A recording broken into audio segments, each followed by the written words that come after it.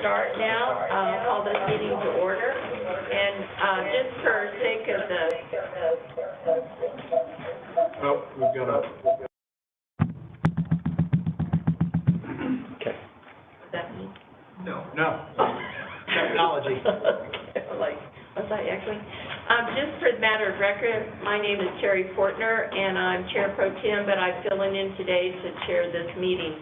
So I'd like the other elected officials to please introduce themselves.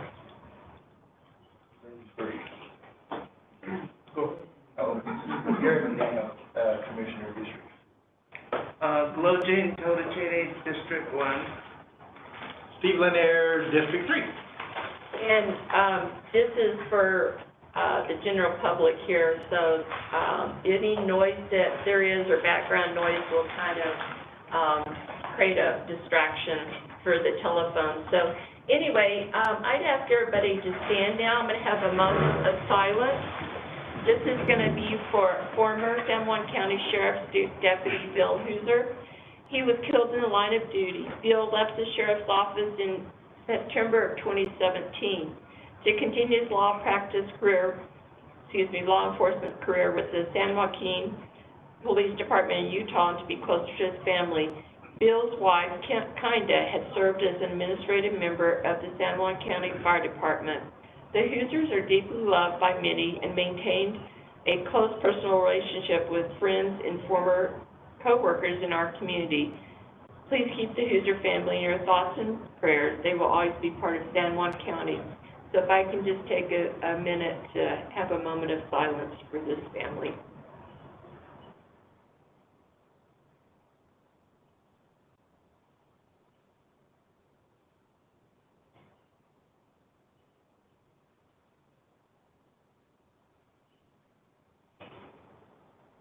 Okay, if everybody will be seated, please.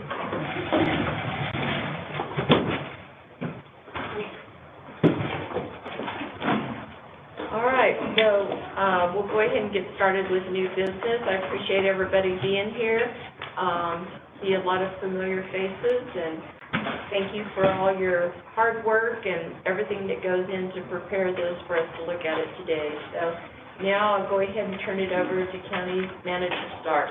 Thank you, Madam Chair, members of the Commission, those joining us in person today, and those that are watching us virtually. Welcome to today's annual budget workshop. The goal of today's workshop is to review the interim budget developed by the CEO's office in conjunction with all of our elected officials and department heads in the county. And I want to start off, and I did so this morning in our staff meeting, sincerely thank the departments and elected offices who put together some very responsible operating and capital budgets using our baseline budget tool that we've had implemented for some time now, our 5-year and 30-year capital planning document, our strategic initiatives used to allow us to guide decision-making and to present to you. I'm happy to announce a balanced budget for FY25 that fully funds all operational needs and capital needs requested by departments and human capital needs, which we'll talk very extensively about today, while maintaining a strong cash reserve position. It's incredible work by the team, as mentioned again, in refining and redefining budgets for this year. I would be remiss if I didn't thank Kim Martin and Travis and the rest of the finance team with their assistance in putting together this budget. I also want to thank Melissa Wood, who spent the weekend working on a comp survey and trying to put together a full analysis of what that looks like and for your consideration today. So today's meeting is historically been very casual. So, you know, we don't hesitate to ask any questions when you have them. Of course, I would always suggest that those questions go through the chair. But we're here to answer any of those questions, including all the folks that are seated here today with us. You know, May 21st is when we're going to take your input and guidance today. And then May 21st is when we're going to present the interim budget to you for your consideration. We have until the end of the month to get that off to the Department of Finance. But that won't be the last time you see this budget, as you know. We close the fiscal year in June. Final budget adjustment is processed, and then we bring back to you approval of the final budget at the end of July, and then ultimately that final budget is sent off to the Department of Finance administration for approval at the state level. And then, this is budget process is really our most educated best guess of what the next 12 months is going to look like. And so, to us, it's a living, breathing document. As always, we'll continue to carefully, monitor the budget on a monthly basis to account for changes and fluctuations in revenue or expenditures, new grants that we might receive. So as you know, we generally have a budget adjustment every month that we bring to you. So this is just the start of a very long and continued process that really never ends. We're always in budget mode here at San Juan County. And so just want to share that with you before we get started. So lots to cover today. We want to cover, Ms. Martin's going to lead us with a presentation on the budget. And then we want to talk about the compensation study we recently received, as well as a capital projects list or outside agencies list. We're going to cover it all. And we did schedule 3 hours, but we're happy to stay as long as you need today.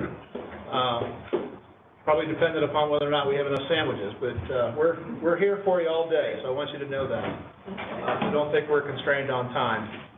And we do have not just our department heads and deputies and elected officials here with us today. We also have some of our outside agencies that we serve as fiscal agent for. So Nicole Brown is here from the Communications Authority. Appreciate seeing her. See Jonathan Jensen. Mr. Chavez couldn't be here from the Water Commission, So I'll fill in for him. you're going to be filling in for him. So, and we would usually cover the component units after any questions might exist there after Kim's presentation. So, to make sure we recognize that everybody's in the room with us today. So with that, I'd like to, with your permission, turn over the time to Ms. Martin to run us through the budget presentation. Okay, thank you, Mr. Stark and Ms. Martin. Go ahead. Thank you, Chairman, Commissioners. Just like Mr. Stark had indicated, I would like to take this opportunity to thank all of the elected officials and department heads for all of your guys' help and assistance in getting your information to me in a timely fashion so that I would be able to present a solid budget to the Commission for their consideration. And I also have to thank my staff. It takes us all as a team to make sure that we are able to get everything pulled together in a timely fashion. And I wouldn't be able to do it without my staff and all of you and your staff as well, because your admin assistants and your support staff helped us as well. So thank you very much. And with that, so I will start the presentation. So this is our FY 25 presentation, and so I want to just kind of go over our timeline. So between February and March, we generally start pulling everything together, getting ready to send things out to the departments and so that they can start analyzing as to what their budgets are going to be. Typically, I wait until the first part of April before I send out the budget worksheet so that I can have actuals through the end of March, so the departments can see, for 9 months what they've been doing for the current fiscal year, so that they can kind of gauge what they need to be looking at going forward. I also, in March, I sent out the capital and 5-year capital and the 30-year capital. So departments, the 30-year capital is primarily with public works and parks and facilities, and then the 5-year capital, all the people have the opportunity to put in what they have or what they would like to see. We do have criteria for vehicles that we have to meet. So if a department is looking for a new vehicle, we send the list down to Public Works. Their staff reviews it and then gives us a recommendation as to whether that vehicle is ready to be surplus and whatnot. Then in April, I send out the budget worksheets, and then I pull everything together and I put it into this document that you all should have, the detailed budget book. And this is broken down line by line. So it's a line item budget. And as Mr. Stark had indicated, I'm happy to report that it is a balanced budget. So we're in good shape there. Then, as we work through May, after this meeting, I will go through and I will make any changes that you all have recommended and would like to see happen, and I will have it in place for the May 21st interim budget consideration. I have to have it submitted to DSA by June 1st, and then once that happens, typically by mid-June, DSA will give us their approval for the interim budget, and then by July 31st, I have to have the final budget submitted. So from July 1st until mid-August, whenever we receive DSA's approval, we will be operating off of the interim budget that you all approved on May 21st. And then after we receive DSA's approval, we will release approval on the final budget. We will release capital, and then departments can start making their capital purchases. The state of New Mexico requires local governments to remit a balanced budget. What does that mean? That means that per state statute, the general fund has to have 3/12 required reserves in place in order to be considered a balanced budget. And I'm happy to report that currently we have 50% in reserve. So we are well exceeding that 3/12 requirement. Also, for the road fund, we have to have 1/12 reserve, and we are also meeting that as well. And then, as you look at this budget, you may see that revenues and expenditures may not necessarily coincide, and typically that's because special revenue funds, they have their revenue and their cash balance, and they're typically spending down their cash balance on the projects that have been allocated. The FY25 budget highlights, gross receipts tax. Overall, GRT has been budgeted conservatively with a 4% increase over FY24's GRT budget. Over the years, we've split the healthcare assistance GRT with general fund and HCAP. However, last year we pulled it back and we were splitting 75% to HCAP, 25% to general fund. This year, 100% of those funds are going into HCAP. General fund is not receiving any of this money. And that's just due to the needs of MWRC and and the grants and stuff that they have going on there, where the grant isn't covering 100% of their expenditures. So, property tax, residential property tax. Oh, I got that. Residential property tax increased 5% over FY22's dollar amount, and the non-residential value decreased 4% from the FY22 value. And I did speak with the deputy assessor, and he had indicated that that is primarily due to San Juan generating station decommissioning. And if I could, Kim, if I could interject, Madam Chair. There's still remaining value in San Juan generating station. I did get a little clarification from the assessor this morning. That's the source of state assessed property. The local or county assessor does not assess the valuation on that property. But there's still some remaining value there until they declare for functional obsolescence with state property tax division. So even though they're in the midst of demolition, and demolition's expected to be completed middle of next year, there's still some value there. We anticipate that would come off at the start of next calendar year. Right. So just want to make sure I clarify that. Thank you. Additional information I got this morning. Okay, awesome, thank you. Let's see.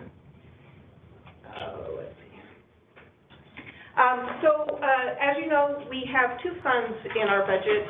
One is for the opioid settlement monies that we're receiving, and also we also have a fund for the cannabis, the excise tax that we're receiving for those sales that are outside in the county.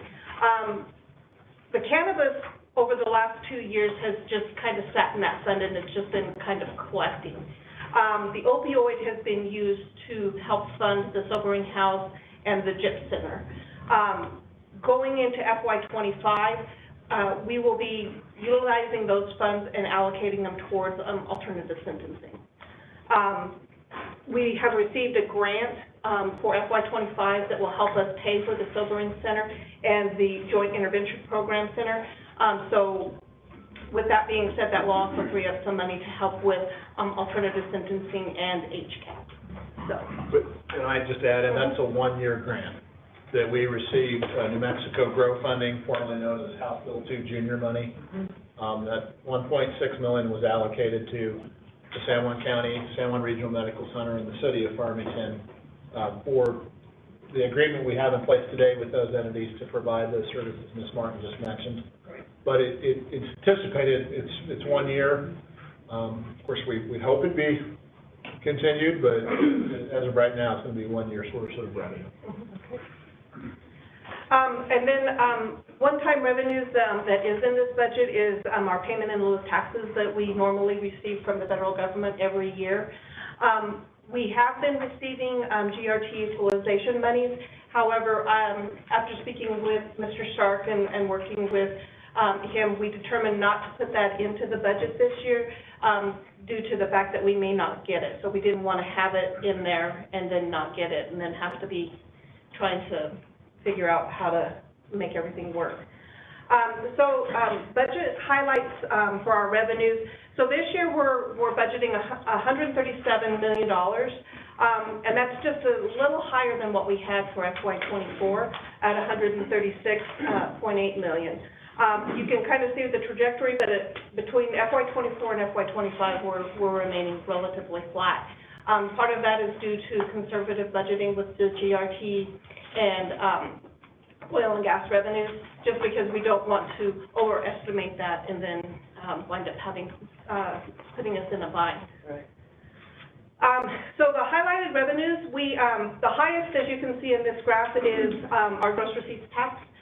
We're very unique in that fashion that most of our revenue is generated through GRT. The second highest is through grants. So we have 27.9% of revenues coming in that's related to grants. That covers law enforcement, alternative sentencing, a whole gamut of different grants. We have the RISE program, the BIZ program, overtime grants. So we have a lot of money coming in through that to help fund things. And then property tax comes in third at 21.7%. Oil, gas, and equipment production. We're budgeting $4.2 million. It's budgeted a 15% increase over FY24 budget. However, this is a 53% decrease compared to FY23 actuals, which kind of lets you see how volatile it really is. Equipment is based on the prior year's production numbers. So this year it's up a little bit. We're budgeting $898,000. So we always view the oil and gas revenues to be a one-time source. Just because it is so volatile, we don't want to be reliant on it for recurring revenue or recurring expenditures. Excuse me. So now we're going to get into payroll. Our FY25 expenditures for San Juan County. In this budget, there's a 3% merit increase. We have analyzed and determined that a 1% COLA would add an additional $438,000 to the budget. We also have included the para increase for both the employee and the employer at 0.5%, which that is state mandated. The market survey, which with the help of Ms. Wood, we were able to analyze that, and it's coming out to be $1.7 million. And that's going to impact roughly 430? 91 employees? Yeah, 400 and, yeah, it's in the 400s. It's going to affect several employees because there was a lot of positions that were evaluated that have multiple employees in there, including Adult Detention Center and Sheriff. 429. So, thank you, Mr. Stark. As I mentioned, the 3% merit is in here, and that's at $733,000. We have 18 frozen positions, and we're looking to add 12 new positions. Through a case manager, through alternative sentencing, that's grant funded, a code compliance officer for community development, a budget audit and special projects manager for finance, a firefighter, and these firefighters, these 4 firefighters are gonna be covered through the town of Kirtland and the city of Bloomfield. We have, 1, for the town of Kirtland and 3 for the city of Bloomfield. Madam Chair, if I could, we actually have 2 for Kirtland, a Oh, 2. lieutenant and a firefighter, Oh, I'm sorry. and then 3 for Bloomfield. Okay, You actually have it in the position sheet. yes, okay, and I You just. can translate to the, Oh. it's okay, you're good. I just want to make sure we correct that. 2 for Kirtland. 2 for Kirtland, a and 3. lieutenant and a firefighter, and then 3 firefighters for Bloomfield. Both of those, I believe, still need final approval from their respective councils. But tentatively, that's what we've built into the budget, and Chief Vega's nodding his head yes, so we've built it into ours. If something were to change, obviously, we would come back and make the adjustments accordingly. But those would be paid for through the existing contracts we have with the town of Bloomfield. They would pay for those positions. All right, thanks for that Madam clarification. Chair. Yes. So on the 18 frozen positions, where are we at with those? Are we gonna, So. we're gonna thaw them out at any point, and do we have a budget if we do? So the list, you all have a spreadsheet that looks similar to this that has the frozen positions on it. As far as having them being included into the budget and being compensated for, that would really be between the department and the CEO's office to make that determination. I know at this point, like Adult Detention Center has 8 frozen positions. However, they're currently, struggling to even get to full staff with those 8 frozen positions being gone. Right. So, it's really up to, funding and as to whether or not the needs are there. But does those 18 positions, do they show up in our budget? No, they are not budgeted for, no.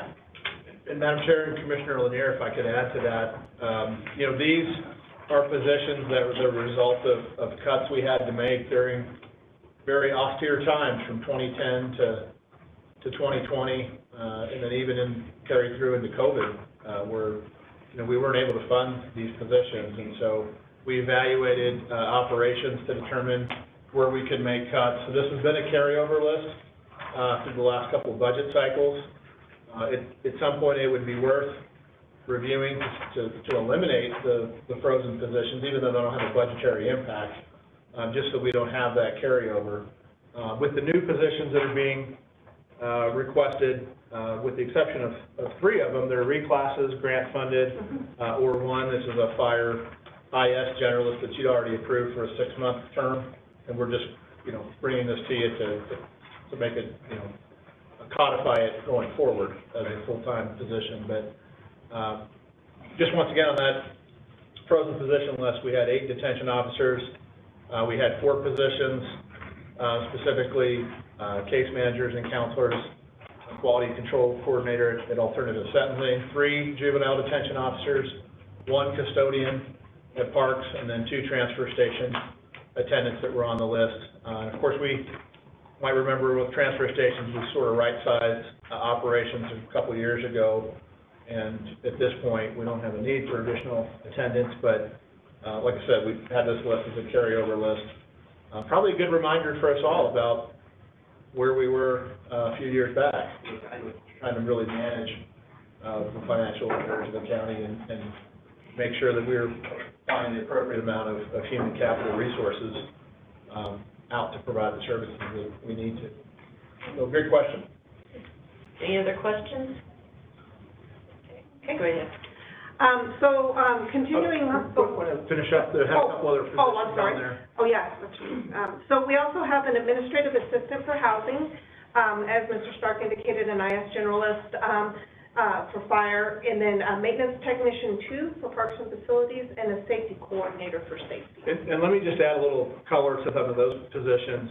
The administrative assistant in housing, we've relied, that's a 2-person department. Ms. Sandoval's here today, and they do a great job managing all the housing affairs for the county. They've historically leaned on an intern to provide those services, and an intern provides 20 hours of labor during the school year, and then of course we can use them for 40 hours during the summer, but it's not consistent, and so we're looking for some consistency. We'll show a budget department by department comparison of where we stand today, FY24 budget for departments and FY25. You'll see housing's increased. The reason housing's increased is they are increased number of vouchers that they're administering, which is a good thing. So their expenses are going up because they're receiving more revenue for vouchers. And of course, with more revenue for vouchers means more processing of paperwork and people, and so they really do need that full-time position to reclass. We're reclassing an intern so that the incremental increase is not much. We are reducing an intern position in the county, but that's not detrimental. We're going from 9 to 8, and as you all know, we've really expanded the internship program offering in the county. This year, I think we have 160 applications already for 100 summer internship spots. So very impressive, the work that's being done there to get our local school kids exposed to county government, more importantly, career opportunities here at the county. The IS generalist, as we mentioned, that's just a request that you've already approved for end of the fiscal year basis. We're just codifying it now going forward. No doubt the need exists. Maintenance technician 2, that, parks and facilities, they've seen about a 500 work order increase per year. And we're back to pre-COVID levels with events at McGee's Park. We're back to 1,000 events a year. Wow, that's amazing. And so it really has put a strain on both the event staff as well as the maintenance staff, and trying to pull off just, taking care of 120 buildings and running 1,000 events. So that really is a position that we're needing. And then safety coordinator, I don't know if Mr. Levin's in the room, but he's retiring at the end of the year, so we're being proactive in being able to transition that knowledge and expertise to bring in a safety coordinator that we would hope would be the individual who could replace Mr. Logan when he moves on to somewhere on a nice sandy beach. Maybe greener pastures. I'm thinking of sandy beach. So that's the logic behind that position, and that's a position we may or may not continue full-time depending upon how that all plays out. So, but short-term, yes, we would need to do that so we can transition accordingly. And I can stand for any other questions you might have on those specific. I'm trying not to get too down in the weeds today. So in the housing, so we're going to create another position for housing. We're going to lose our intern completely, or are we going to be able to keep an intern at a position and keep an intern, being it's only a 2-person? Yeah, Mr. Chairman, in working with Ms. Sandoval, or Madam Chair and Commissioner Lear, sorry. Working with Ms. Sandoval, the thought is if we can get a full-time position, that would be a far greater benefit than having the intern. Right. And the intern, we have 9 budgeted intern positions. You'll see that in the budget book. So we'd be reducing one. We're trying to be, fiscally responsible and offsetting the cost of a full-time administrative assistant, knowing that we've got a robust summer internship program now. And we've actually had difficulty in filling the year-round interns. We've had a vacancy of, I think, 3 currently today. Is that right? We're shaking our head.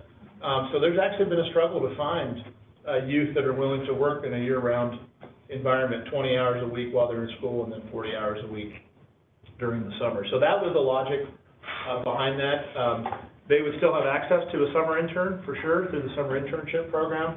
Quite frankly, may be able to, if there's no one filling the void with the other interns positions that are budgeted, could certainly make a request for one. I mean, those positions are budgeted. There's 8 full-time interns in the budget.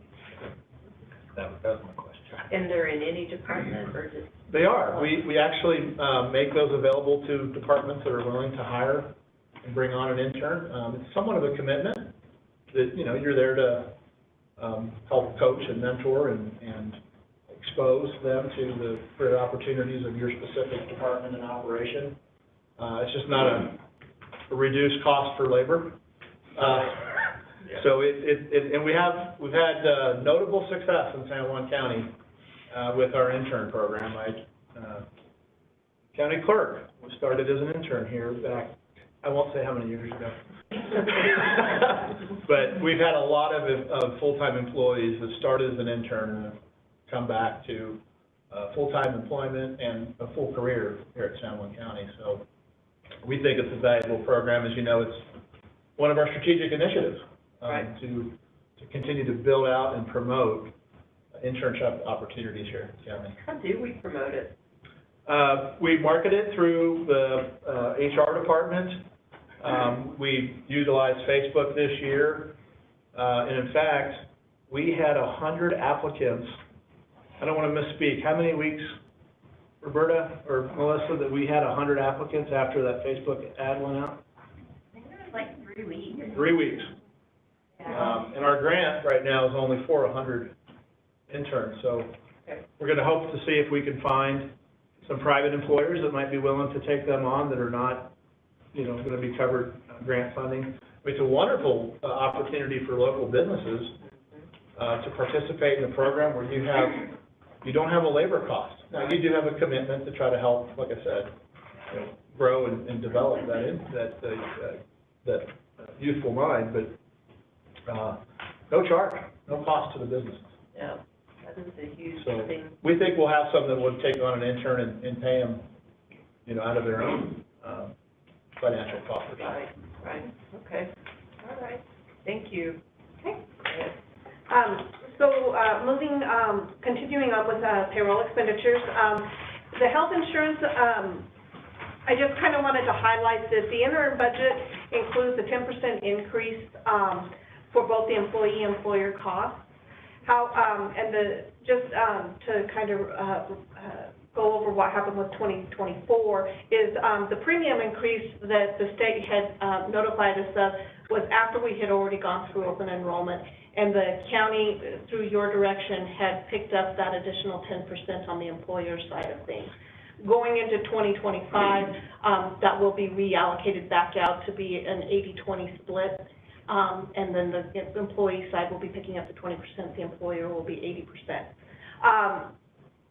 With that being said, whenever I went back and I looked at the overall costs of whenever we were self-funded just for this last 6 months, it's a positive thing that we did move to the state of New Mexico health insurance, as we would have wound up transferring probably close to $2 million. The general fund would have been subsidizing major medical.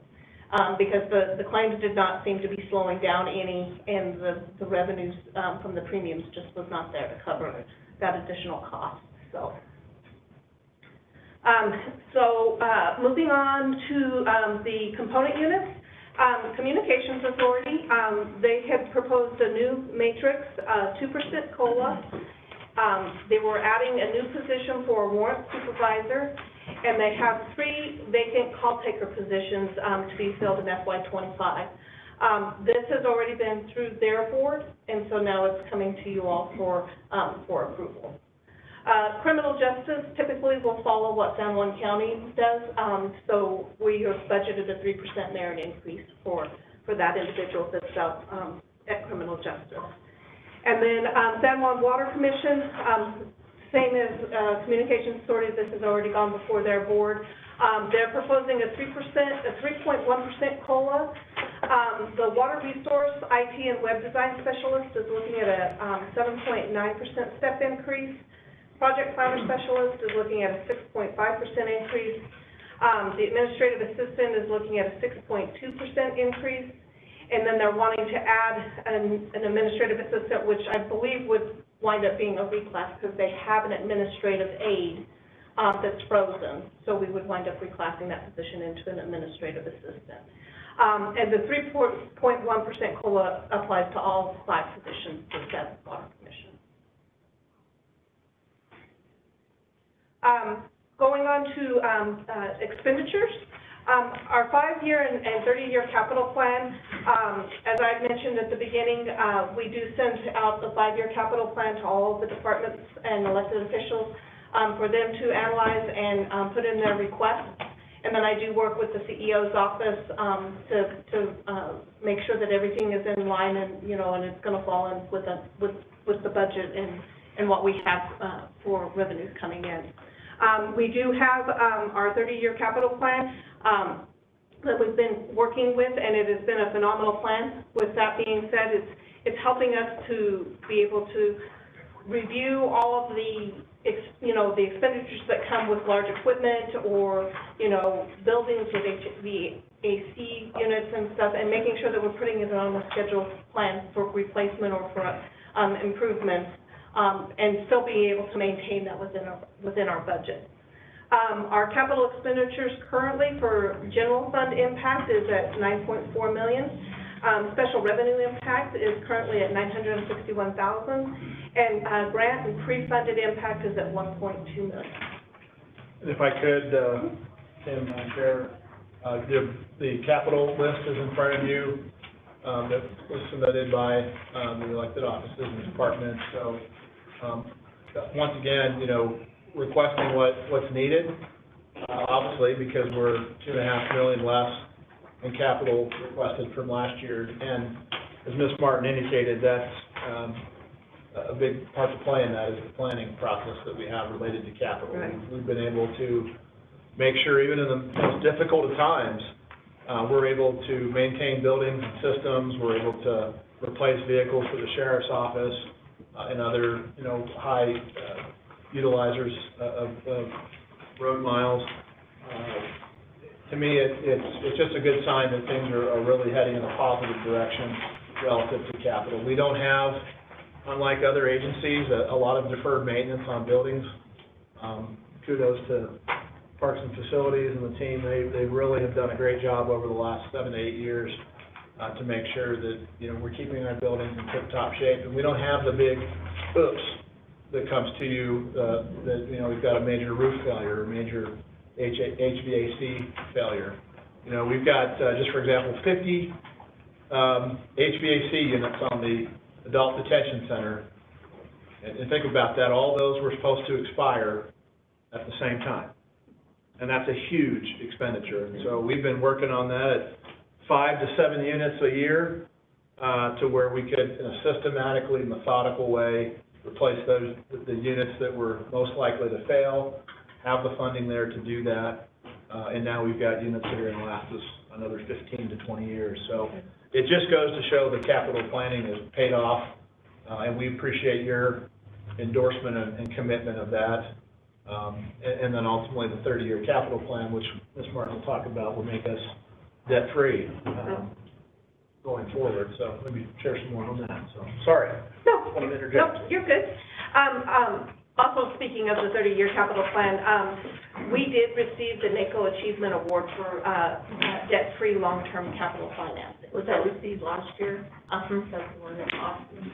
Yes. Unfortunately, we haven't received, looking the other day on the, here's all our NACO Achievement Awards on the wall. Oh. And we've been waiting to present it to you because we thought, well, the award's in the mail, but it hadn't been in the mail yet. We've actually reached out to them, so we've reached out to them again to find out where our award is, because we'd like to formally present that to you at a commission meeting. It's been about 9 months or so. Yes, Yeah. and we've submitted on another National Achievement Award that we hope to hear word on soon. So. Okay, all right. And so with that being said, the 2012 loan that we had will be paid off in June. In FY 26, excuse me, we'll have another set of refunding bonds that will be paid off. And then in FY 27, we'll have another set that'll be paid off. So we are on track to becoming debt-free by 2037. And then Mr. Starkin, Mr. Saavedra, and myself met with RBC, and we were talking to them about potentially refunding that longer-term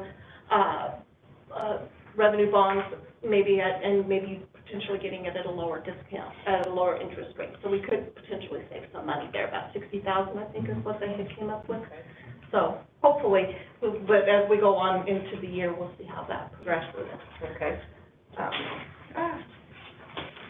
Let's see here. So this is the interim budgets as they compare for the last 10 years. And you can see between 2024 and 2025, we're only increasing our expenditures by 0.84%. And that is thanks to all of these folks here, the department heads, elected officials, being very conservative in their budgeting and being very cognizant and good stewards of taxpayer money. And without them, we wouldn't be able to do that.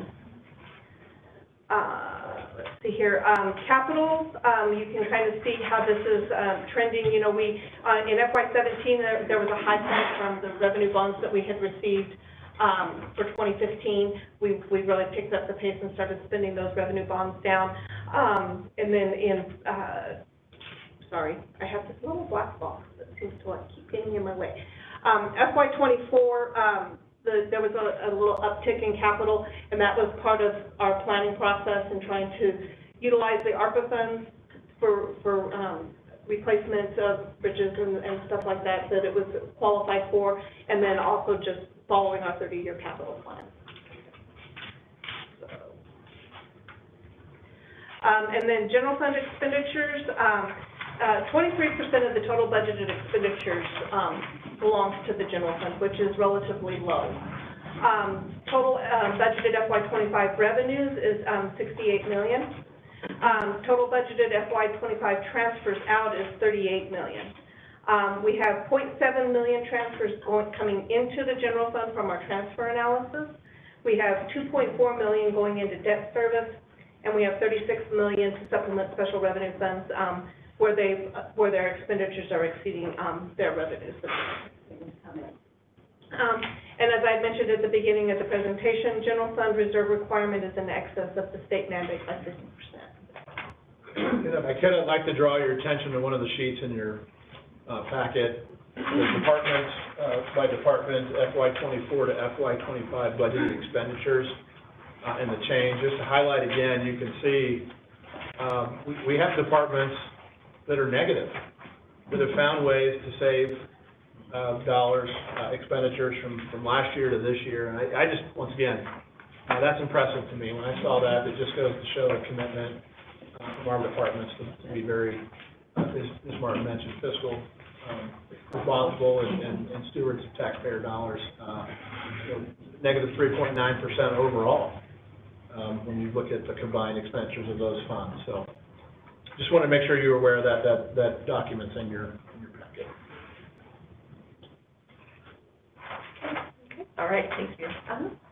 And then so, and as I mentioned before, with regards to our debt service, we currently have $23 million principal outstanding going into FY25, 3.1 million budgeted principal payments in FY25, 1.1 million budgeted interest payments. Refunding revenue bonds 2015A will be paid off in FY26, and that's going to save us 1.8 million savings. And then the NMFA loan for Series 2017 will be paid off in FY27, and that's going to be saving us about 2.1 million. And what does NMFA stand for? New Mexico Finance Authority. Okay. And then, and we've not had any general obligation debt for 33 years. So that's something definitely to tout, where we're not obligating our property taxes and placing that burden onto taxpayers that may or may not ever reap the benefits of that. Right. Okay, so. And then debt service, this is just a slide that just kind of shows you a bar graph. You can kind of see how it's just been trending down, and we're hoping that in 2037 it'll be a zero. And then here's our outside agencies. This is all funding that you all have given us direction for. I just wanted to highlight that the total contract commitments is higher than in previous years, and I do believe that that's mainly due to the new contract with Red Apple Transit. Yeah. But everything else seems to be trending along the same lines as it has historically. Madam Chair, I think it'd be good to discuss this list if you're okay with doing that now. You know, so as you know, we send out applications to some of our social services providers in the area. You know, long-standing list for some time that we've worked with a lot of different providers on it. And so just wanted to, I always sit down once we get our applications in and get the request amounts. We'll create the spreadsheet. You can see FY24 budget, you can see FY23 budget, and then of course FY25 requests received. And then you see the proposed FY25 budget. So I sat down with the chair before he left town and, you know, received his input. Of course, that was just his, so now I'm bringing it to you all to get your input on this list, to see if the prospective amounts that are listed are what this group would like to see when we present this May 21st in an interim budget. I'll find mine right You now. want to use this one? Okay, thank you. I had to borrow Steve's. Okay, I have it here. I'm sure I'll find it in a minute.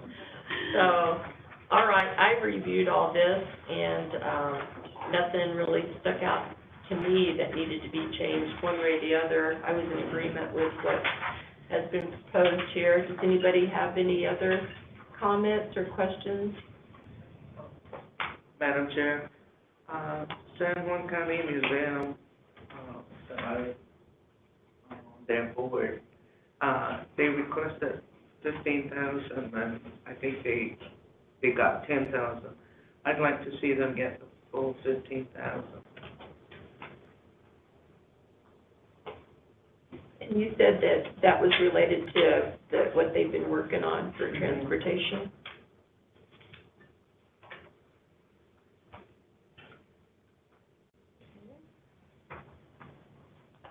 I wouldn't have an issue with that at all. I don't either. So, well, we need to, this is just a matter of conversation workshop today. We don't do a formal action item on this. Correct. I mean, we would take that input and we could certainly make that adjustment for the interim budget. And we did have one other item we needed to cover too, so Okay, I don't know if there's any others. go ahead. On the Navajo senior citizens, if we maybe just serve the certified chapters, how much with the non-certified, how much would that be that we won't be giving to them, whatever our decision? Because I know there's a lot of issues there. That was Navajo Nation Department of Justice that only give money to the certified chapters. And maybe my opinion is we'll follow their plan, because if that's what they want, and if they want to waive it so that the non-certified could get their money, I would be okay with that. But for now, I guess it's still budgeted that we're gonna serve all the chapters. I guess in the end, we'll make a decision on which way we'll go with that. Madam Chair and Commissioner Totocini, if you look under contract commitments, and so those are agencies that we've had contracts with, Navajo Senior Centers, we only have the 8 certified chapters budgeted at $5,000, which was the amount provided last year. So we do not have in the budget currently the total. There's 16 Navajo Nation Senior Centers, 8 certified and 8 non-certified. And as you mentioned correctly, in 2019 we received a letter from the Navajo Nation Department of Justice that said we can't send the money directly to the non-certified chapters. It would have to come through Window Rock and then be distributed accordingly. So in your packets, we do have an agreement that legally meets muster and could certainly be entered into if you wanted to send funding as prescribed by the meeting we had with Navajo Nation officials to send the money to the Navajo Nation government, and then they would distribute it out to the non-certified chapters without an administrative fee, which has been a roadblock before in the past. But right now, it's only the 8. I just want to make sure I clarify that. We have it in the budget. Okay. So if we did all 16, then we would have to go through the Navajo Nation. You could send 8. We could just keep doing business as normal, Madam Chair, Commissioner Lanier, and send the funding directly to the chapters, to the senior centers. That could continue as is. The other 8 this agreement is indicating we need to send that funding to the Navajo Nation. They know what the purpose and need is. They would distribute it accordingly based upon this agreement. But that would certainly be A discussion later. discussion later. Yeah, we certainly don't need a decision today, but just so you all are aware, we only have 8 built into the budget. I'm comfortable with just serving the 8, because, I mean, that's what Navajo Nation wanted with the certified chapters. I mean, it's too bad that the non-certified won't be getting any, but we didn't create that, the nation did. Madam Chair, I agree with Commissioner Tomachini on that. It's not that we don't want to send them money, we do want to send them money, but the circumstances, I think, best to use.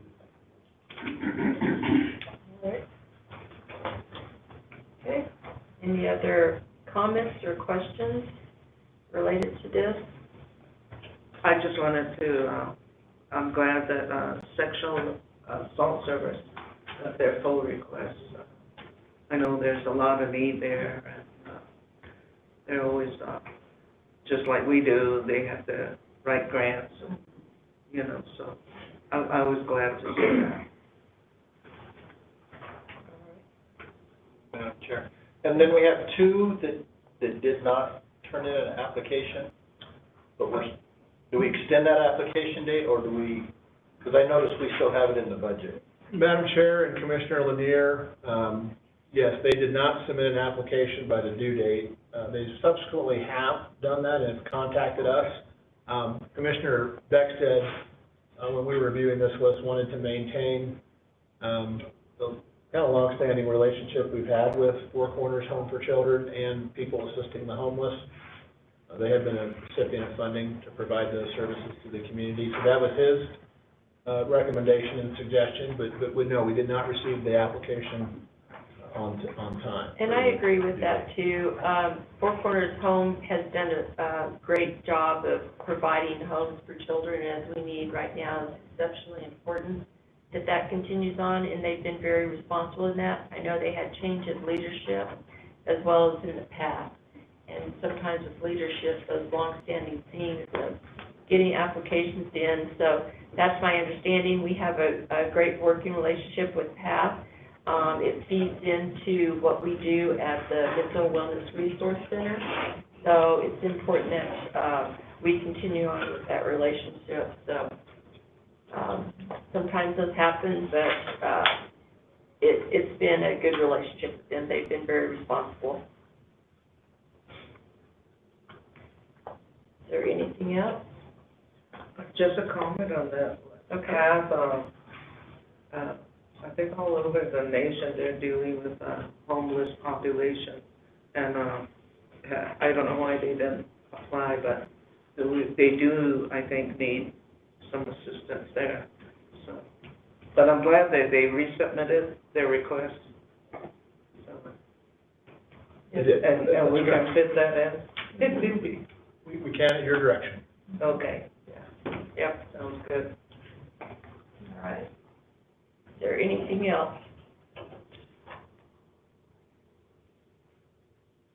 And I guess on that, I just wanted to say, as far as Four Corners Economic Development, a new CEO has been hired. He's doing an amazing job. He's hit the ground running, and he was speaking to the oil and gas folks this morning. So he's very comfortable in his position, and I think he'll do a good job.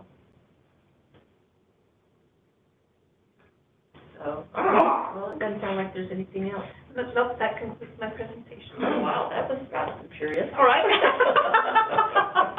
Well, thank you, Kim. That's amazing.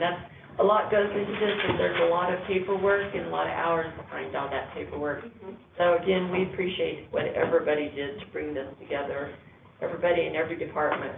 It's no small task, and the weekend spent, the after hours spent, and getting it done for today. So thank you. Okay, well, we're pretty fluid here, Madam Chair, so Okay. I don't know if anybody needs a break. I'm offering that only because... Let's take So how much more do we have after this? Just, We'll have a comp study, we've got a project update, we've got a benefit survey update. What else, Kim? My budget adjustment. Oh, yes, yeah, we do have an action item for you after Okay. we finish up the presentation, yes. okay, well, let's go ahead and take about a 10-minute break right now, let everybody get Okay. up, move around, do what they gotta do. So, and Okay. we'll be back here at 25 till. Okay.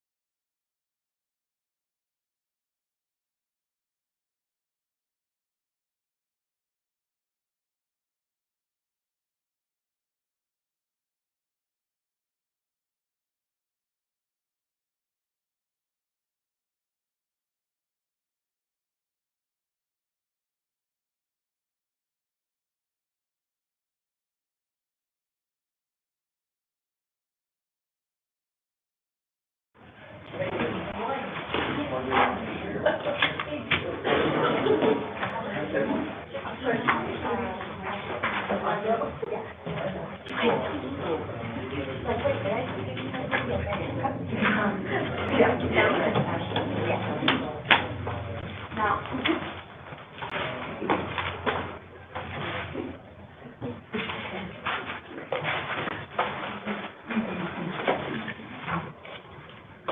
right, wait till Commissioner Lanier gets back.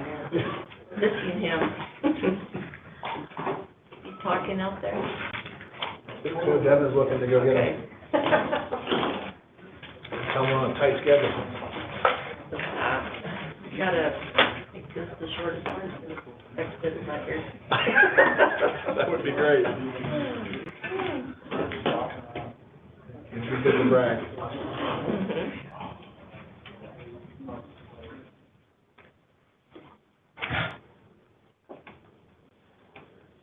Do you have other papers that we need to pull out of our staff? Or- Yeah, you'd want to have your benchmark study as well as a matrix. And I also put the adding table in there. That should have been tough, right?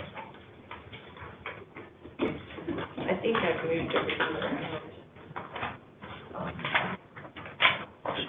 What does it look like now? These two right here?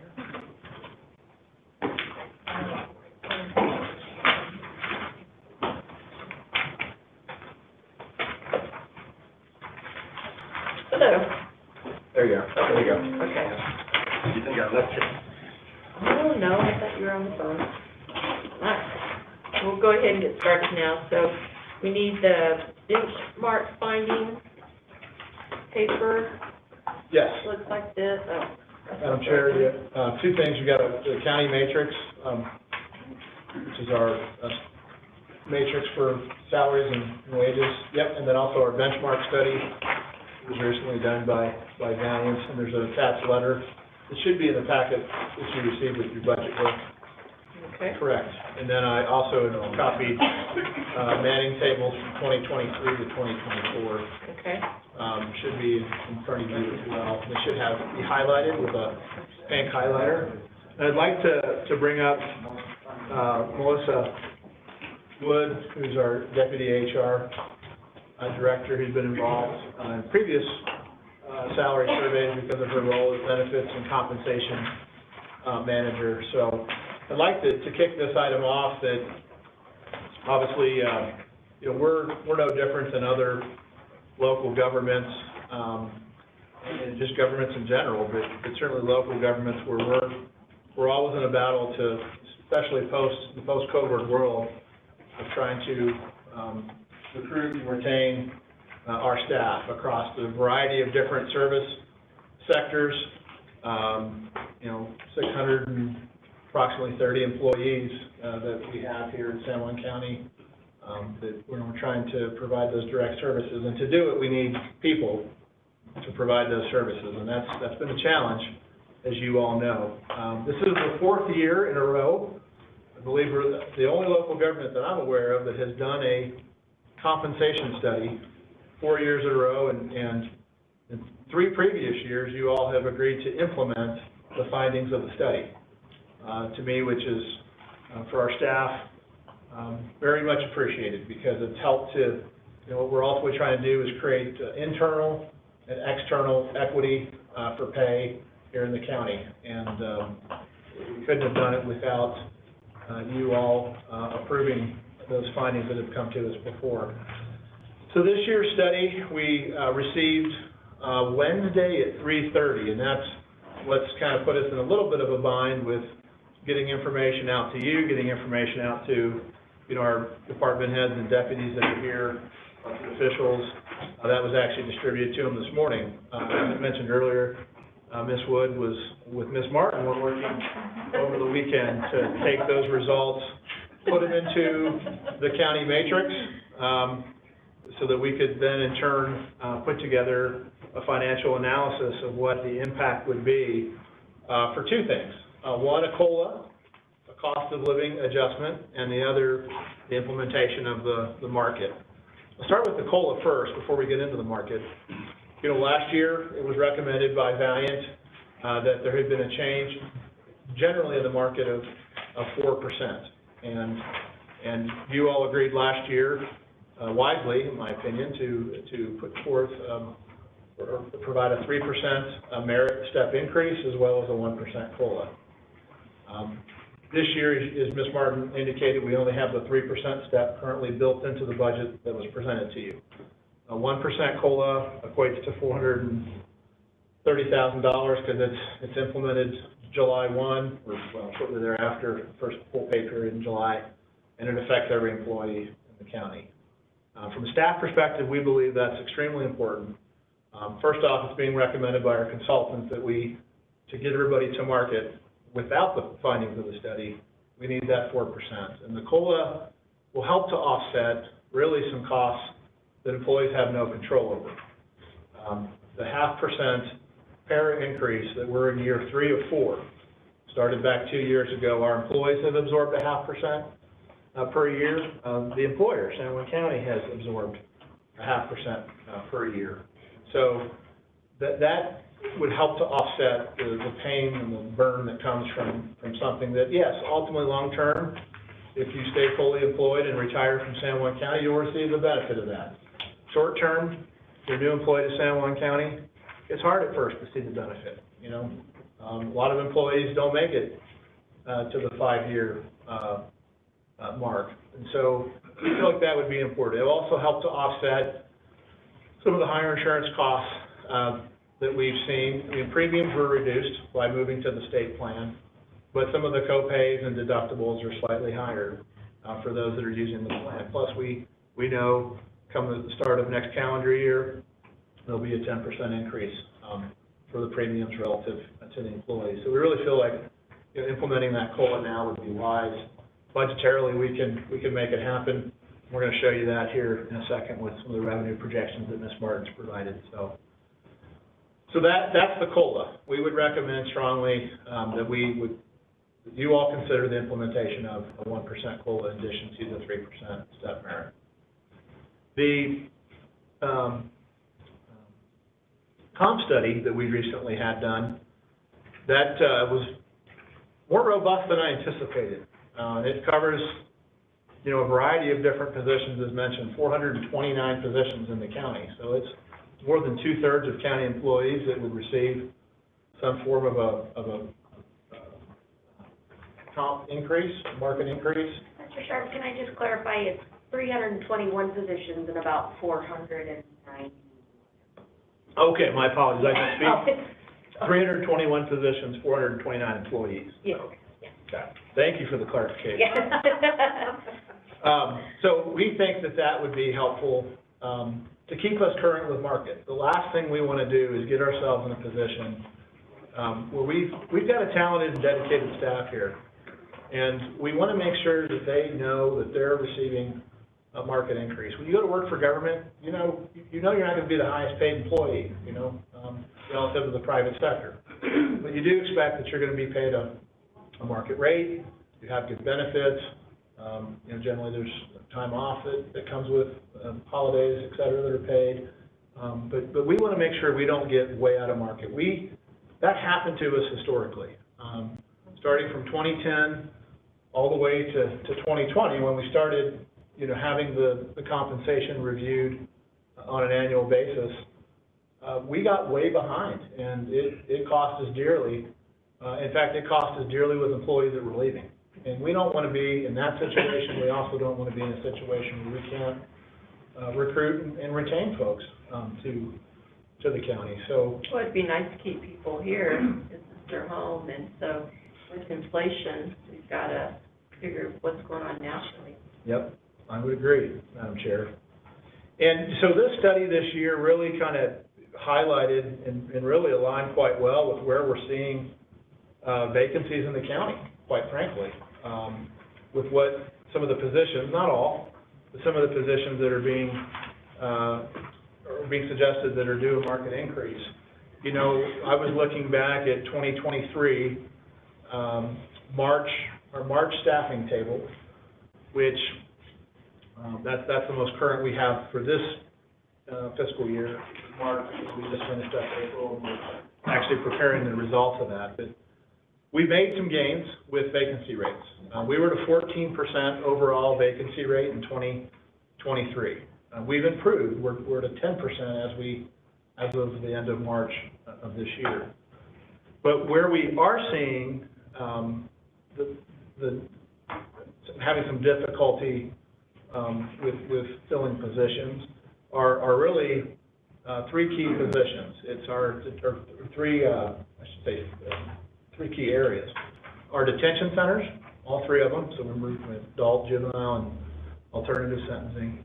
Our sheriff's office, certified law enforcement officers that we have, and some of the increased competition that we've seen there from other agencies across the state. And our licensed counselors and therapists. I don't know if Ms. Mitchell's still here, but I'm sure she is. That we've been having extreme difficulties in filling those positions. And so it was good to see that the market that was being proposed by Valiant highlighted that those are positions that do need to see a market increase. When you go back to 2023, we had 92 vacancies in March of 23. 74 of those were those three areas I just mentioned: detention, law enforcement, licensed counselors, and therapists. 80% of our vacancies were specific to those three. So that's significant, and it hasn't changed much.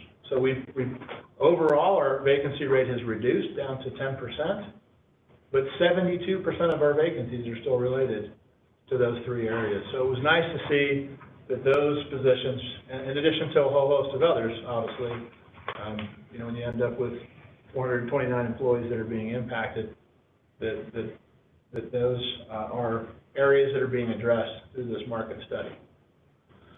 So I know the question you're going to ask is, well, how much? You actually already know. Ms. Martin provided that number. It's a big number. It's $1.7 million annually. So that plus a COLA, we're looking at over $2.1 million. It's a big investment. It's an investment in our employees. It's an investment in being able to provide direct services to our citizens and making sure we don't see talent and dedication walk out the door. And so we would recommend, and I'll have Ms. Martin kind of cover, maybe before I do that, anything that I've missed, I'm going to defer to Ms. Wood first. We would recommend that this actually happen, so I'll defer to Ms. Wood. Madam Chair, Mr. Stark, no, it was a great, we have been working with Valiant for 2 survey studies now. They put together a great report. It's been great working with them. They have very comparable data, not only entities, but they look at our size and our function. So I really trust what they're recommending and what they're providing to us as a data value added benefit. So, and I definitely would implement a lot of, if not everything, definitely the big parts that they're recommending. So you're saying COLA, and which ones are you referring to? Madam Chair. You said implementing at least. So if we don't do if 1.7 million is too far out of bounds, I would recommend at least doing the ones that Mr. Stark is that we have the hiring problems with. But if we don't implement the whole study, we wind up with some compaction issues, and then ultimately those positions that we don't move, we wind up having hiring issues in. So you kind of got to weigh the cost between what the dollars and the benefit of is not doing it versus doing the whole thing. Okay, thank you. Mm-hmm. All right, Madam Chair, go ahead. When the consultants do their compensation study, do they take a look at the economics in the area? Is that part of it? Madam Chair, Commissioner Soticini, yes, they look at our size as far as an area, a scope. The one thing about a compensation study that is, it's always a little bit behind, right? Because they're sourcing market data that's available. You know, like we're sitting here doing our budget now, what we input is not going to be until the middle of July. So everything is usually behind what's currently happening. So we have to always consider that when we're looking at data. And Madam Chair, Commissioner Totocini, the letter that we received from Valiant summarizing the findings and how the methodology they use and the data sources they use, in the very front page, that might be, this is what it looks like. Has a little falcon? I was going to say pigeon, but I Big So that would be a great letter to look at it. You should have it in your I have it. packet, you know, showing the salary surveys that they're drawing data from, as well as the comparable employers. So they're comparing us to Bernalillo County, City of Farmington, La Plata County, up north, Sandoval County, Santa Fe County, State of New Mexico, and then Valiant's internal database that they use. And they're a local, I say local, state-based company here. And so they really have a good pulse on what's happening in New Mexico, even though they provide compensation studies across other states. A lot of local governments have been using Valiant, and that's how we ended up finding them last year. The referrals from other local governments here in the state of New Mexico. So they keep it relevant to what's going on in New Mexico. They do. They have a very good pulse on matters here, if they look. So, Madam Chair, I would like to turn some time over now to Ms. Martin, because, you know, obviously we're talking about a major investment in our employees, and, you know, we presented to you a balanced budget, and how do we capture that? Because these two items, both the COLA and the market, are not in the budget as it currently resides, and could they be added to the budget, and how would we be from a sustainability standpoint relative to budgeted revenues? So I'd like to turn that over to Ms. Martin now. Thank you, Mr. Stark, Chair, Commission. So if you look at the gross receipts tax sheet that I handed out, what's currently in the budget, we typically will budget very conservatively for the interim budget to make sure that we're not overstating our revenues. However, you know, in looking at it, and I just quickly averaged out the GRT for FY24, and we're looking at bringing in, provided everything continues on its trajectory, about $54 million. So with that being said, that's close, you know, that's on par with what we received in FY23. Plus, if you look at the reporting period to date collected under budget, we're tracking at almost 12% over budget.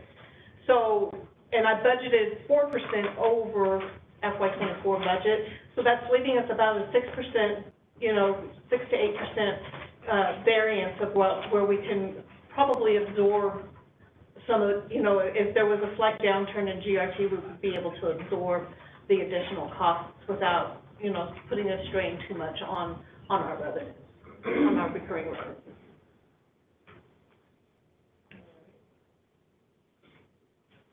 So, Madam, in short, in summary, we believe it would be a good investment, that we wouldn't financially could make that happen. I know Mr. Savager's keeping close tabs on the kind of local economy here. It was part of our presentation that we made to all employees during the state of the county. Some of the positive economic activity that's taking place short term. So go ahead, Mr. Savager. Madam Chair, County Commission, thank you, Mike. Mr. Stark. Just overall within the area, I know Mr. Stark had asked earlier at a meeting, if anybody has a crystal ball in terms of economic activity, what the future will bring, he's willing to buy that. Fortunately, I didn't see anybody raise their hand. But it's always a good pulse to keep your eye on what's going on with the local economy. Obviously, want to budget fiscally conservative just to make sure we're aware of any dips and lows. But what we can say, or what we are aware of, is a lot of public sector investment that's happening within our area. You're seeing over $36 million that's been invested by the state within Indian Hills Extension. You're going to see another $18 million from Aztec as they have got the green light to go out to bid. You're seeing other paving projects within our area, so that's very positive in terms of that public sector involvement, which will create temporary construction jobs and overall investment into our area and into our economy. What you're also seeing, though, I think more beneficially, is the private development that is happening. Obviously, you saw within the Aztec area, you saw a car wash, you saw Maverick. There's plans for another Maverick within Bloomfield and in Flora Vista. We have over a $10 million private investment on Indian Hills for a new medical facility. Amazon, a warehouse, and just the likes of course, a Whataburger. Now, I know those are not big economic drivers per se, but they do help out, well, at least with local construction in terms of GRT. And I think that's all positive going into the future. The other thing that I would note is if the predictions are correct in terms of the oil and gas conference from last year, 2025 looks to be very positive in 2026 because of the diversification that's happening with energy from California, and they will need a reliable source of energy, which happens to be natural gas. And then what we're seeing here just locally within San Juan County in terms of hiring is we're having an increase in terms of applications, but not just applications in general, quality applicants. And it's making the hiring decisions that much more difficult for those hiring managers and department heads and so forth. So overall, we understand that costs are real. We understand that inflation is real. But in turn, that has geared up for people that need to get back to work. And we're good for bad, pay those bills. And so overall, that's healthy for our economy. Always want to be cautious with respect to where we're at in terms of our outlook. But I think what you're seeing from the private and the public side, an investment in our area, and that's a good thing considering where we were a few years ago. Overall, I'm optimistic going into the future. Okay, that's a good report, and good indicators of what's happening in our area. So, and you know, one thing that I was having a conversation with somebody about is those that are working at home. How do we account for people that are working from home, and what exactly happens to our county because of that? So, but we're still pretty turbulent as far as our economy, but they're showing some indicators that there is stability with these businesses coming in. So, and okay, so with the market survey, it shows that this would affect 429 positions, correct? Employees. Employees. 321 positions. 321 positions. Okay. So that's more than 2/3 of our employees here at San Juan County. Okay. And like I said, that was a market study, so they're analyzing the value of the position. It's not a value of the person. Right. For the person that's in the position, it's the value of the position itself. Right. And so para is one of the benefits that's received from being an employee of the county, which is a positive thing. And if these aren't given, then it only addresses the three areas that you talked about, then we're always trying to play catch up as well, right? So it would seem that we'd have to find increases at some point instead of doing some type of change to our budget. Madam Chair, that's absolutely correct, and we've been there before as a county. When we went through some really austere times, and quite frankly, we didn't have the financial management tools that we have today, the capital planning tools that we have. They're really so helpful in us being able to provide streamlined budgets that are really focusing in on what is needed for operational expenses, what is needed for capital in the county. And of course, you know, the number one component to our budget, I haven't broken down the numbers this year based on the new budget, but historically speaking, it's probably a little higher now, but 78% of our total budget is generally related to our human capital. So without people, we can't deliver services.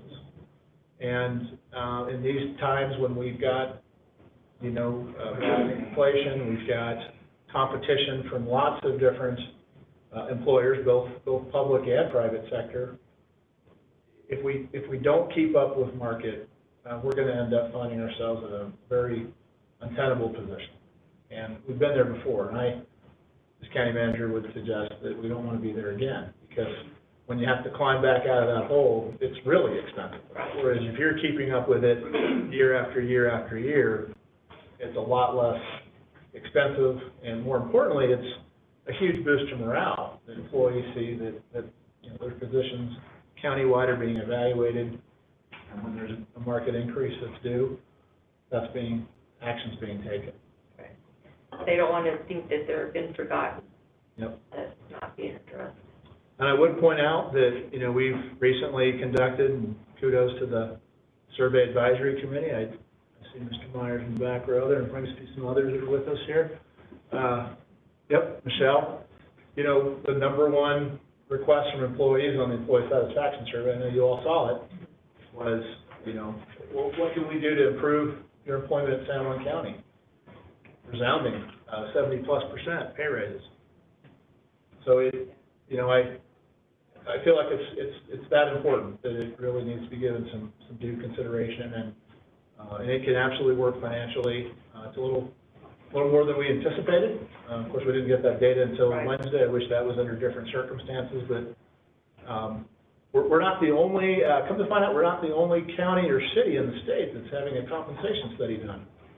That was in high demand this spring. That's why they've been busy. And of course, everybody's trying to get it done at the same time we are. Right, okay. All right. Well, it's good information. Are there any comments or questions from anybody else? Madam Chair, Go ahead. can I get, just so we make sure we have it correct in minutes, because I've heard a few numbers, different numbers. 321 positions, Mr. Stark? Yep. Okay. And then clarify the 429 employees, or is it 491 employees? 429 employees. 29 employees. They would receive a market increase. Okay, so the 491 was. I don't know what that number where's is. that? Anybody know what that number is? Might have flipped the 9 and the 1 when I was talking earlier. Maybe. Okay, thank you. Yeah. Okay, so 491, we don't need to. No. Okay. Okay. And then the only other thing, is the only thing that I have on this is, I do have this sheet that you all discussed, and I have the Valiant letter from this morning from our staff meeting, but I don't have anything else on the study, so. Oh, we can get you that. I'd appreciate that. Yep. Thank you. All Thank right. you. Okay, thank you. Any other questions or comments? All right. Then now what? Madam Chair, we would take any feedback or input you have. We Okay. have other presentations Okay. that we want to provide you on a project update. But if there's anything related to the comp study, certainly we'd want to be able to talk to you now if you have those. Otherwise, we'll be packaging everything up just like all the other items with the budget and bringing it to you at the May 21st meeting. Okay. All right. Well, I think I understand what you're saying, so is there common understanding or any concerns or questions about this? So, I guess hearing that, we'll go forward from there. Okay? All right, thank you. Thank you. So, next, we have to, Mr. Smith is going to come up and give us a project update. Projects, plural. There's a few of them going on in the county. So he's got a report that looks like this. I don't have this document either.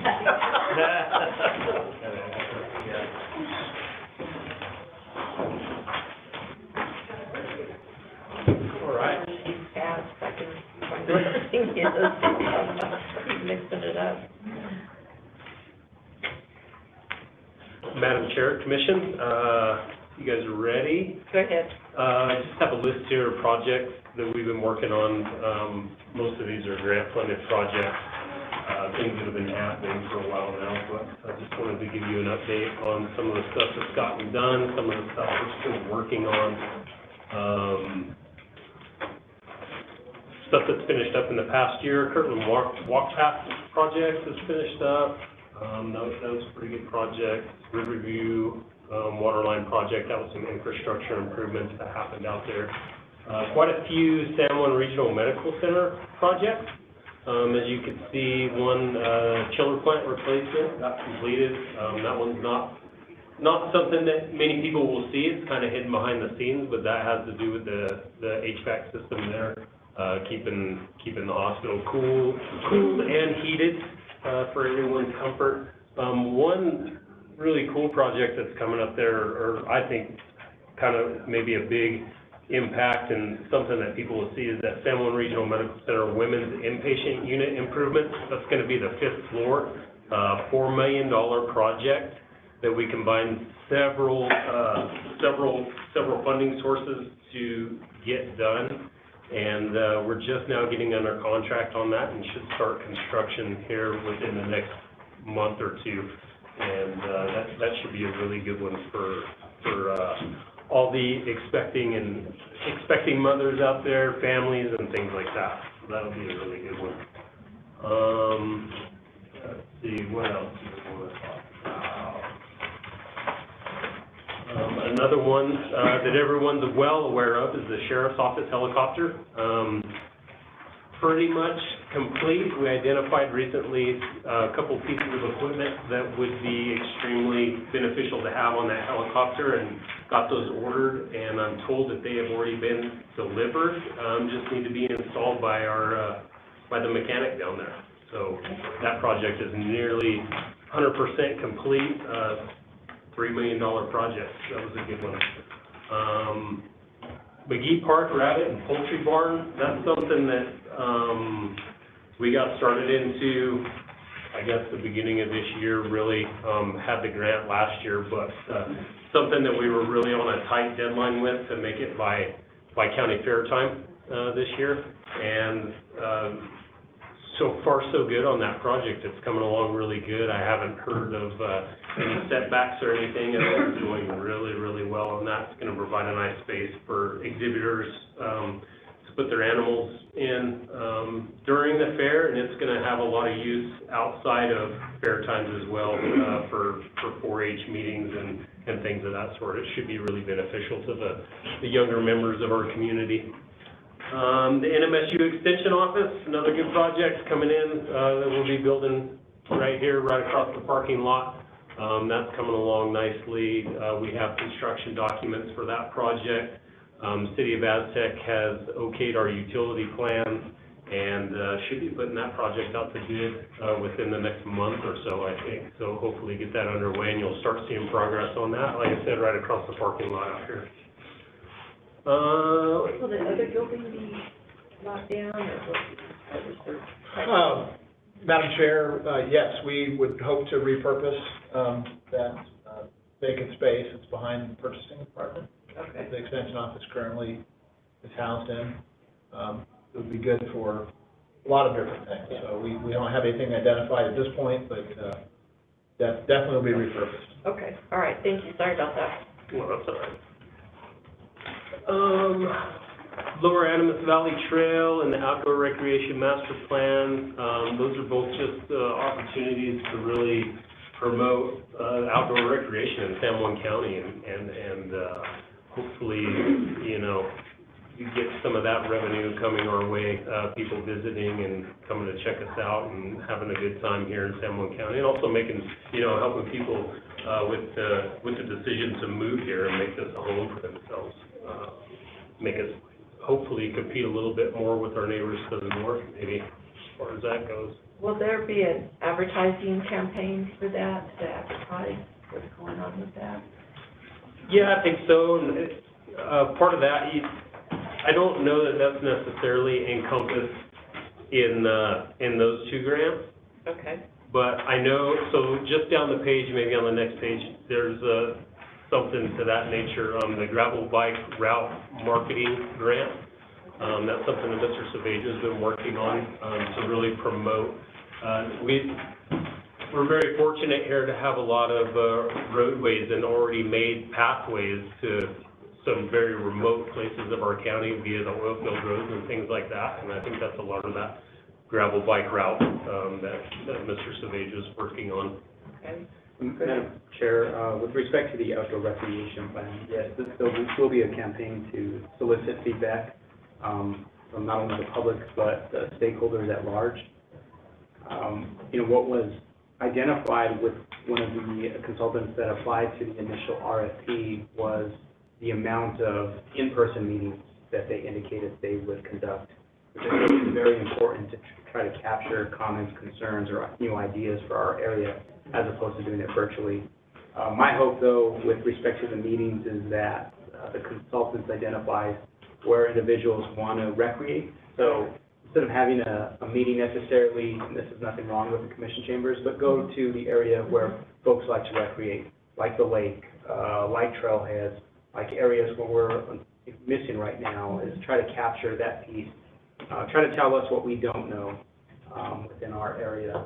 Though we live here, we're relying on their expertise to try to make this a holistic plan going forward with respect to recreation. Okay, thank you. I think that's important to really know where this is happening and get people early on, give them information so they'll continue to spread the word and the most use of it. So go ahead, Porter. Kind of rounding out our state-funded stuff, the next grouping of projects is state grant, federal ARPA projects, one of which was the East Culpeper Flats water system, and that's just over here on Light Plant Road. It was a project to get, I guess, essentially treated water to a big subdivision out there, a group of residents that had, in the past, had to haul water to their homes, and happy to report that that project is, the construction is completely finished. It's done. The system is up and working, and we're just waiting on some closeout, some last billing stuff on that project. But I think that was a very, very successful project that we are wrapping up. And to kind of go off of that one, the very next one on the list is the Totowa subdivision water wastewater project. That subdivision is on the south side of Farmington, in unincorporated part, obviously county property. Those people are on water wells and septic tanks on they're littler lots, like half-acre lots. And through ARPA funding, we were able to put together a project to connect those folks to the city of Farmington water and wastewater services. That project has already went out to bid and been awarded, as you're well aware, and came in under budget. Don't hear that very often, so that project will be kicking off here in the next month or so, construction, start breaking ground down there, and I think that'll be one that's really maybe be visible to the public eye and people will really see and get a lot of appreciation out of. So that's an exciting project that's coming up. $9 million. That'll be a really good one.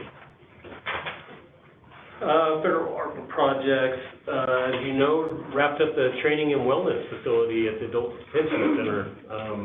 Another really good project for the folks that work up there and work really hard and do a very important job for our community.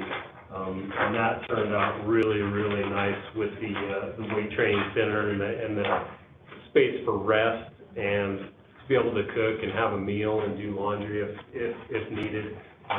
That was a really good project.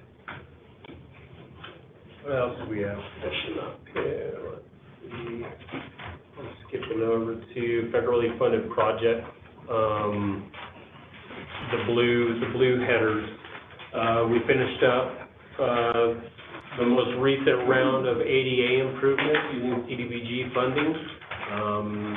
Biggie Park, here at Fire Ops, I believe, out here in the parking lot, you'll see the new parking spaces, the new concrete parking spaces,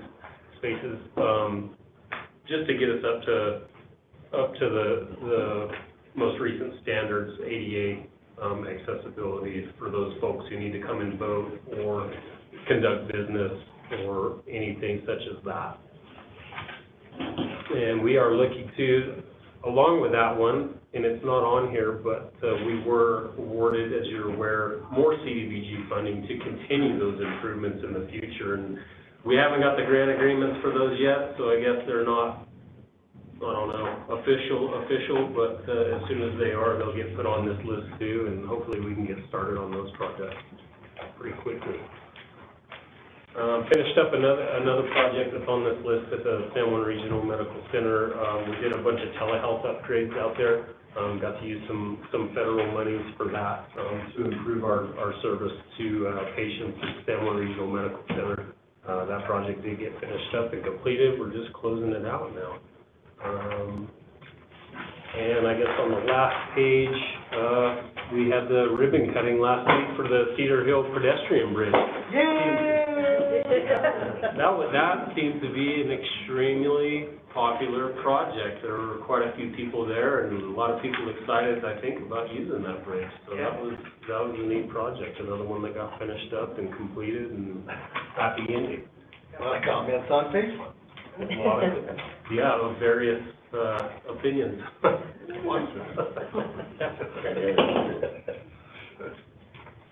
Well, that's a lot of things happening. There are quite a few projects on the book. There are. That's absolutely true. So if you have any questions about any of them, happy to try and answer or. Comment? The only one I had was, I can't find it now, the Pinion Hills Bridge, because we gotta talk about bridges. Right? No fun, you know, talking about bridges. It was in yellow, Yeah. so that's funding.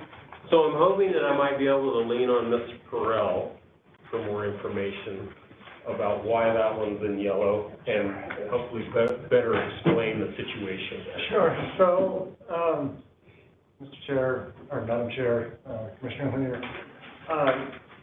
as I don't think would be atypical with any project that's been around as long as the Pinion Hills Extension project, for instance, I'm the third individual in my position here at the county that's had the privilege of working on it. You're getting it done. The startup nature has caused delays, and the most recent one being a conundrum involving permissions to proceed with right-of-way acquisition. We were stuck in that loop for what I would say about 6 months of the chicken and the egg scenario, in that you can't proceed with right-of-way acquisition absent an environmental certification, and you can't obtain an environmental certification because you don't have full construction funding in the project. So we're in a position where we have funding from Senator Heinrich's office by way of a congressionally directed spending request that we submitted a couple of years ago. To get out of that loop, ultimately it took an intervention with the Cabinet Secretary for the Department of Transportation, which we were able to get some FaceTime with him a few weeks ago. And I don't know that I've even had an opportunity to share with Mr. Stark or Mr. Saavedra this news, but it was just yesterday, actually. I did obtain from the Environmental Bureau a categorical exclusion to proceed with right-of-way acquisition for the project. So we'll be looking to get that one back on track as soon as we can. So again, it was an administrative, best described as federal red tape that has slowed the project down for an extended period of time. And Madam Chair, Commissioner Lanier, it might be worthy, Nick, if you could talk about the current status of funding, because that is another challenge, and we are actively working that with Secretary Cerner, and he's aware of our needs, I believe as well as the governor, so. Sure, that could share that. So, you may recall, I believe it was in 2022, State of New Mexico, by way of a budget bill, directed $45 million in discretionary ARPA funding to the Pinion Hills project as a whole. It didn't specify whether that was going to the city of Farmington or San Juan County. Shortly thereafter, we received an allocation of roughly, I think it was $9.8 million of that bucket of money. The rest went to the city of Farmington.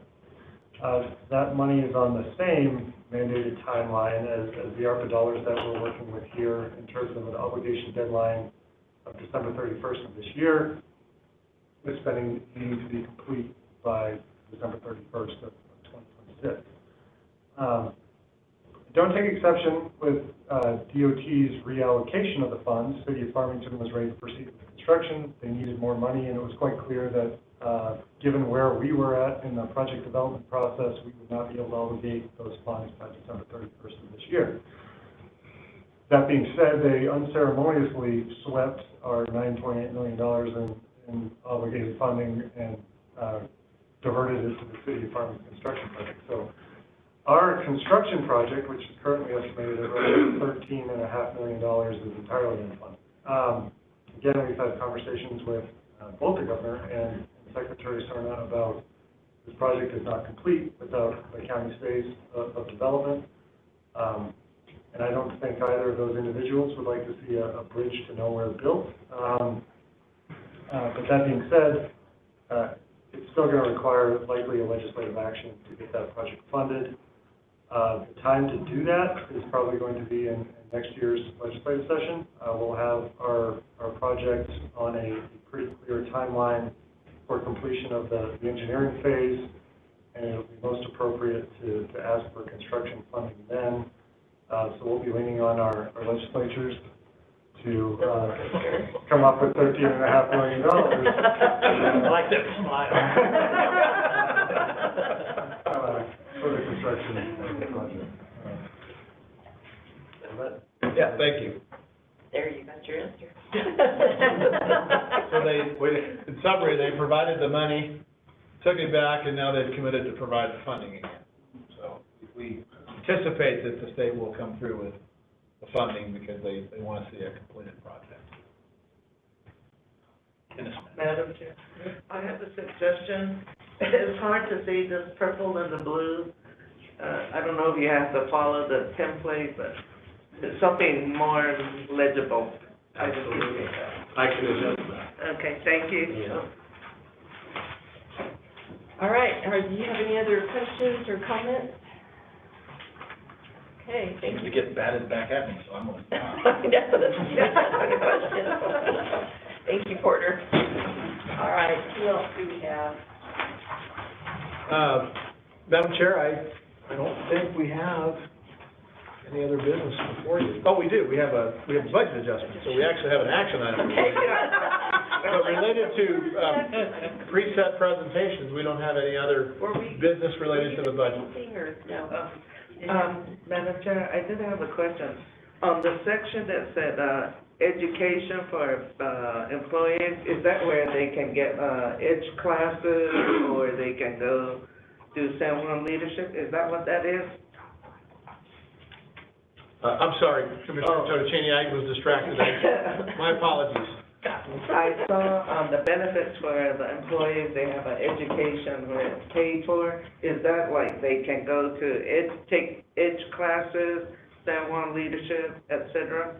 Madam Chair, Commissioner Totocini, that is the educational reimbursement that we offer of $2,000 per year to pursue a degree program that's specific to your career field here at the county. We do have other training opportunities that are available within respective budgets of each department and elected office. Of course, that gets budgeted by them and determined as to who is needing specific training within their office. And so that's within each individual department's budget. But the one that you're referring to, that, and I think Mr. Saavedra was I misspoke when I said we didn't have another item. We do. But we're going to talk about the summary of the same survey you're talking about of benefits. But that one is specific to for reimbursement of the $2,000 per year for education of a degree program. Thank you. So, Madam Chair, County Commission, I will be brief. There was a survey that has been conducted. In fact, this is the second survey within less than a year that has been conducted in San Juan County. And I will say, at least to my awareness, we're the only government entity that is conducting a survey and asking employees how they feel about their place of employment. And I always will preference this. Sometimes it's very difficult to identify what the issue is if you're not investigating or asking a question. Subsequently, after the the survey, employment satisfaction survey went out, there was a need or a request to identify awareness with respect to benefits that San Juan County offers its employees. And thanks to the help of the Survey Advisory Committee with Brian Myers specifically and Ashley Pulte within HR, they've been very instrumental in putting together this survey and preparing the results. It is not finalized, but what I do want to highlight today is that there was over 243 respondents that took the survey. And I think what is important to note is that when we're looking at some of the survey questions in terms of how satisfied are you with San Juan County benefit package as a whole, what we're seeing is an above average response. That doesn't mean that we don't have work to do with respect to what's going on, but it shows that San Juan County at least is above average, and I would be optimistic if we were to actually look at the median as opposed to the average, that number would actually shift more towards the above average category. What you will find though, with respect to what's the most important benefit that San Juan County is offering, 86% indicate vacation, sick, and holiday as a benefit. Those are paid holidays that San Juan County offers, followed by para. And I know there has been changes. I know there has been an increase for the last 3 years, and we'll see another one within the next year. That is still an important benefit that we offer as respects to San Juan County. Additionally, I'm going to highlight our health care. So we went through a major change. It's still one of the #1 identified benefits that San Juan County offers. And also are highlighting, of course, is also our flexibility, the 410, that was the other highlight, 41%. So overall, we're still combing through some of the comments that have been submitted, but just briefly, one of the questions or one of the desires out of the survey was to find out, first and foremost, are employees aware of the various benefits that San Juan County offers? Are they aware of the gym reimbursement to a certain extent? Are they aware of the educational assistance to some extent? And if so, what are the procedures and policies that you have to do to obtain that funding? So first of all, I think this is a good first step to make sure that are all employees aware before we start implementing X, Y, and Z. And then from there, once we have combed through all the results, then we'll be able to make a more strategic decision on where we go next. So just a brief overview, just for awareness, no action item at this point, just to identify what's going on with respect to benefits from the employee standpoint. All right, thank you. So awareness comes through from HR or from emails of all the benefits or any changes. I know I've seen that. So. Madam Chair, yes, the first awareness is orientation. There is an overview that is conducted by HR identifying some of the benefits. Now, there is, in full disclosure, when you're in orientation, there's a lot of stuff that's being thrown at you, and you're obviously learning about, the next step with respect to your job. But there is subsequent emails, there's subsequent communication about identifying the benefits. We just want to make sure that that communication is happening.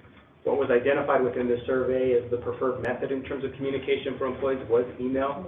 So that's something to highlight going forward. If we do have existing benefits or new benefits, that is the preferred method to communicate to the employees. Is there an employee portal where they can find out information or? Madam Chair. Yes, there is an employee portal within Unis. As you log on with your time cards, there is everything from the employee handbook to actually this survey question was prompted on that portal, and then various information. Okay, all right. Okay, thank you. Other comments or questions? Madam Chair, I noticed on the survey that the top 4 for communication was website, the newsletter, staff meetings, which is good because you get to see the nonverbal and the actual eye contact and whatnot, our tone of voice, and so that was number 2, and of course everybody else is technology, email. But I like phone calls. You never answer when I call. You never call me, but Gary does, and Mike does.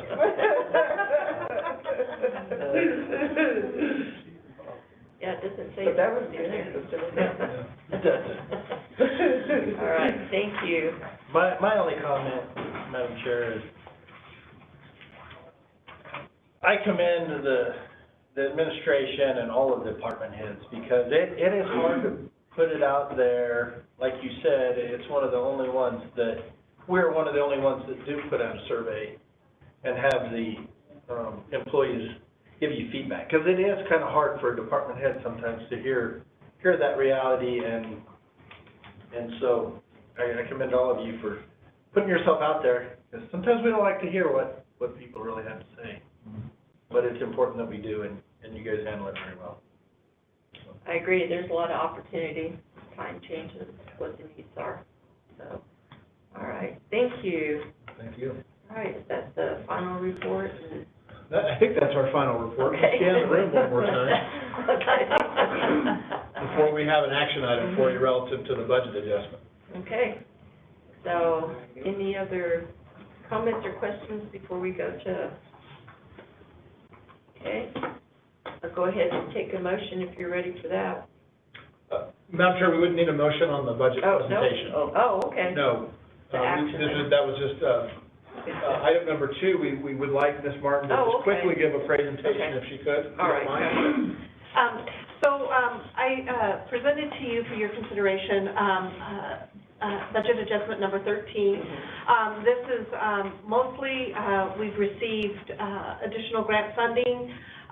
We also, needed to increase criminal justice training authorities, expenditures, and they also had increased revenues that will offset that expenditure, to cover some of, their expenditures that they need to have done before the end of the fiscal year. Let's see here, and I think we also had a new fence in this budget adjustment for the Adult Detention Center for security reasons. And then we also have a new plotter the plotter was in the budget for FY24, but we needed to do a slight increase for taxes for GIS. So, but outside of that, it's just normal budget adjustments that I normally bring to you all. Okay. Madam Chair, just one quick item. We did receive congressionally directed spending requests of $605,000 for self-contained breathing apparatus for the fire department. Yes. That's a huge need. And that was one of the items that I had finished off my budget adjustments, and I had to go and pull them back because I missed putting that on there, but it is in there now. It is in there, and I just want to recognize that because it would have, that $605,000 offset would have been a capital request. We still have to come up with a match of $495,000, but that's a tremendous win for the fire department, as you heard from Chief Vega a year ago when he presented that item to you.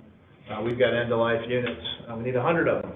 And that won't get us 100, but it's going to get us that much closer to having new SCBAs. So. Indeed. We'd be holding our breath. Otherwise, literally.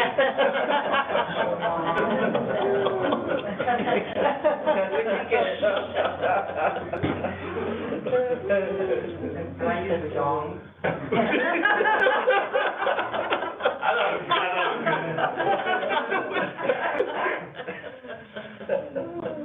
Don't want any of that. So that's what we present to you for your approval. All right. On those budget adjustments. All right. So with that, you have a comment before? No? Okay, do I have a motion? Madam Chair, I'd like to make a motion for the approval of the FY24 budget adjustment number 13, resolution number 23-24-63. I'll second. Okay, I have a first and a second. All in favor? Aye. Opposed? Hearing none, motion carries. All right, thank you. Okay, Conclude our meeting unless you had other business. anything else? Go ahead. What do you I have one more, say? God, I feel like I'm talking. Oh, yeah. We just completed Leadership San Juan. Last week we had graduation last week. And one of the group projects this year was the Make It Shine. And it was led by Nick Perrell and his group. They did a great job. I highly recommend that you pick one of them up. It's got it's got things for kids, and what we're trying to do, or what they are trying to do, is get kids to talk to their parents about throwing trash out their windows and stuff. Get the kids involved. If the kids know it's not right to do, hopefully they'll tell their parents it's not right to do. Anyway, it's a fantastic book, and I know Nick's tired of me bragging on him, but it's got, all the fees and stuff for waste management, all of that good stuff, and you've got 7,000 copies to get rid of. Please take one with you. Good job, you guys. And I did want to say, in the book, if you look for their group names in this book, you will not find it. They did not do it for self-gratification. Good. So, good job. Madam Chair, on Earth Day, I went to San Juan College Conning Theater, and they did a big movie presentation, or documentary, or whatever they call it, on plastics. So I'm glad that Mr. Farrell, and, you know, that this is coming up, because there's a real concern about all the plastic trash.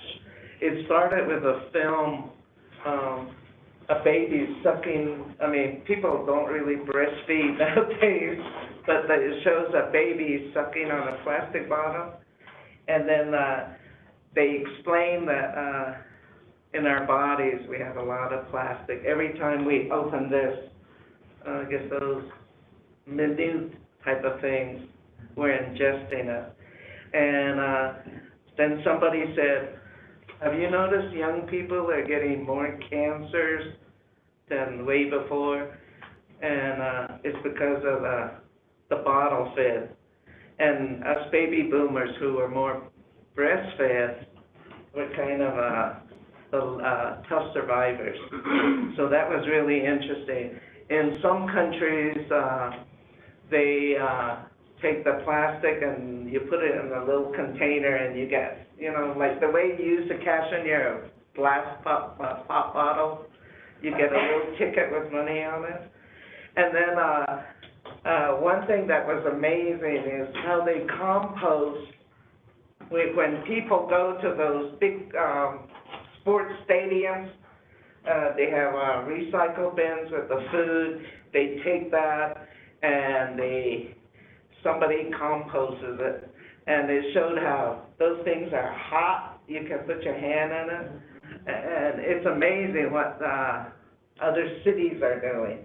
But then they take that compost and they put it on the farmland. So it is a real concern, and I'm really commend you guys for doing this. This is awesome, because it's a real concern right now. So a lot of power to you. All right. That is. All right, then we'll adjourn. Okay.